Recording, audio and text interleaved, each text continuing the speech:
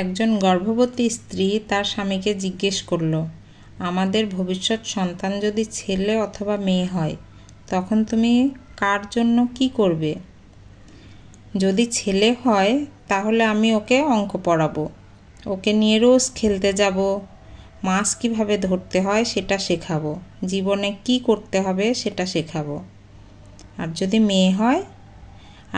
মেয়ে হয় তাহলে তাকে কোনো কিছুই শেখানোর দরকার নেই। কেন? কারণ আমার মেয়ে আমাকে দ্বিতীয়বার নতুন করে সব কিছু শেখাবে। কি পড়তে হবে, কিভাবে খেতে হবে, কোথায় কি বলতে হবে না বলতে হবে। একদিক থেকে দেখলে সে আমার দ্বিতীয় মায়ের মতোই। আমি তার জন্য কিছু করতে পারি আর না পারি, সে আমাকে চিরদিন নিজের হিরো মনে করবে। যখন আমি কোনো কিছু করতে তাকে নিষেধ করব, সে আমাকে বুঝতে চেষ্টা করবে আর সব সময় তার স্বামীর সঙ্গে আমার তুলনা করবে।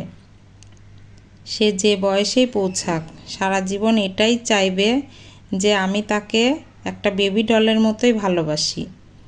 মেয়ে বলেই সে আমার জন্য পুরো সংসারের সাথে লড়াই করবে।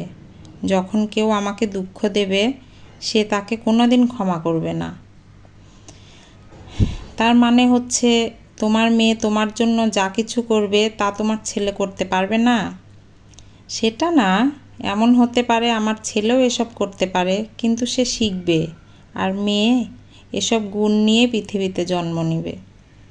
কিন্তু সে তো চিরকাল আমাদের সাথে থাকবে না, কিন্তু আমরা তার মনের ভেতরেই থাকব। এতে কোনো কিছু আসে যায় না সে কোথায় গেল না গেল। কারণ মেয়েরা বাবা মাকে সব সময় বিনা শর্তে ভালোবাসে আর দেখাশোনার জন্যই জন্ম নেয়। একটা কথা মনে রাখবা, মেয়ের ভাগ্য সবার হয় না।